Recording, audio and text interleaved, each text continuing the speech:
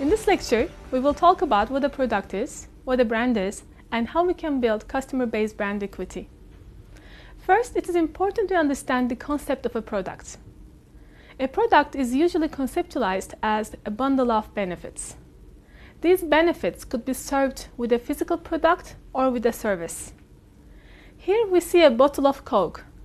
It quenches our thirst and helps us wake up. Products deliver benefits, values that customers need. However, there are many competitors who are also trying to deliver similar benefits and satisfy similar consumer needs. That's why consumers usually perceive products very similar to each other. This is called brand parity. Perceived sameness in quality and function among competing consumer products of different brands. So we need to find a way to differentiate our product from others. Here we see an unbranded bottle of water and an Evian water. Which one would you feel more comfortable with drinking, especially in an unfamiliar environment? Which one would you pay more for? A brand is the culmination of meaning and associations constructed from a person's experience and knowledge that are evoked by a product, name, or image. Brands provide many values for customers. Brands set quality expectations, provide quality assurance to consumers, reduce the risk associated with the purchase, reduce the amount of search required for the purchase, and so on.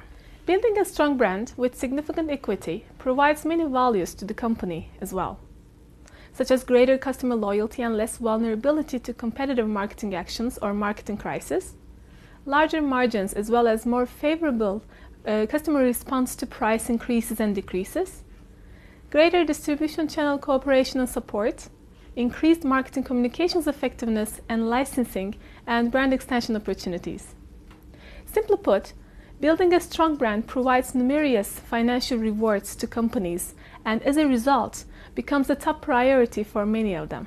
Now we will learn about the customer-based brand equity model of Kevin Lane Keller. The concept behind the brand equity model is simple. In order to build a strong brand, we must shape how customers think and feel about our product.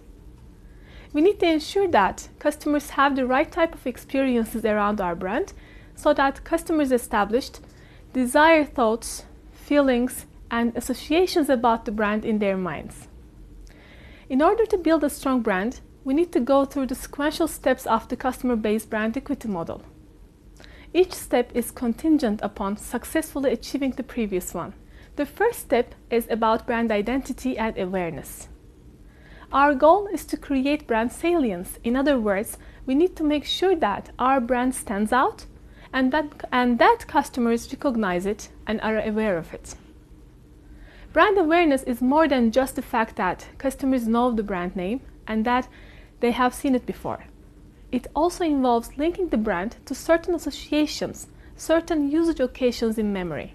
There are two dimensions of brand awareness: depth and breadth. Depth of brand awareness refers to how easily consumers can recall or recognize the brand. Breadth of brand awareness refers to the range of purchase and consumption situations where the brand comes to mind. A highly salient brand would have both depth and breadth of brand awareness. In other words, it's important that the brand is not only top of mind, but have sufficient mind share as well. Let's take a look at this chart for brand awareness of Coca-Cola and Tropicana. We see that consumers actually think about Tropicana more for breakfast when compared to lunch and dinner, whereas they consider Coca-Cola more for lunch and dinner. When consumers think about the brand for multiple consumption occasions, then we can easily assume that consumption of the brand will increase. Looking at this chart, we might recommend Tropicana to design a communications campaign to link it in consumer mind with lunch and dinner meals.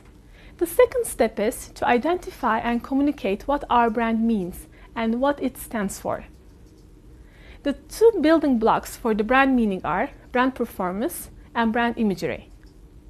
To create brand loyalty and resonance, consumers' experiences with the product must at least meet and ideally surpass the expectations.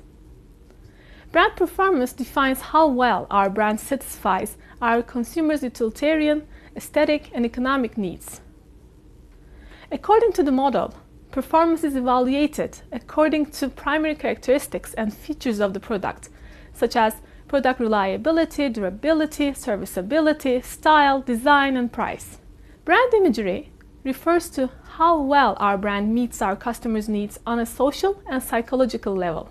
Brand imagery is how people think about the brand abstractly, rather than what they think the brand actually does. Brand imagery mainly refers to more intangible aspects of the brand, such as image of the users of the brand, usage and consumption situations, history and heritage of the brand, consumers' experiences with the brand, and brand personalities. Whether we identify ourselves with the user profile of the brand or whether we see similarities between the personality of the brand and our personalities will affect how, as consumers, we will react toward the brand. In the third step, we see customer responses. They fall into two categories: judgments and feelings. Our customers constantly make judgments about our brand according to its quality, credibility, superiority, and how relevant our product is to satisfy their specific needs. Customers also respond to our brand according to how it makes them feel. How does the brand affect customers' feelings about themselves and their relationship with others? These feelings can be mild or intense, or they can be positive or negative in nature. Consumer judgments and feelings should be positive and accessible. Only then brand judgments and feelings can favorably impact consumer behavior. What do we remember when we see these logos? What associations come to your minds when we think of these brands? Most people associate Volvo with safety, Nike with innovative products and athletic performance, and Disney with fun, magical family entertainment. To establish these associations in consumers' minds requires a consistent marketing strategy through successful segmentation, targeting, and positioning, a consistent marketing program to deliver the value created by the marketing strategy in the form of a product with acceptable prices, accessible distribution channels, and carefully tailored communications campaign. Once we successfully achieve all these steps and create positive and accessible consumer judgments and feelings about our brand, then we can expect to have strong relationships with our consumers. Brand resonance refers to the nature of the brand relationship that customers have and the extent to which customers feel like they are in sync with the brand. Brand resonance is characterized in terms of intensity and depth of the psychological bond that customers have with the brand, as well as the level of activity engendered with this loyalty, such as repeat purchases, the extent to which customers seek out brand information, and so on. We see that there is an obvious ordering of the steps in this branding ladder, from identity to meaning to responses and finally to relationships. That is, meaning cannot be established unless identity has been created. Responses cannot occur unless the right meaning has been developed, and a relationship cannot be forged unless the proper responses have been created. So in the first step, we need to ensure that consumers understand what need our brand satisfies and make it accessible in their minds. In the second step, we establish the totality of the brand meaning in consumers' minds. Then we need to elicit the proper consumer responses to the brand meaning and establish strong relationships with our brands. I know this is an extreme, but sometimes our bond with brands are so strong that we might even have our haircut styled as a brand's logo, or have a brand's logo as a tattoo. In this lecture, we have learned what a product and a brand are, and additionally, we have learned how we can establish customer-based brand equity. In the next lecture, we will talk about brand loyalty in detail.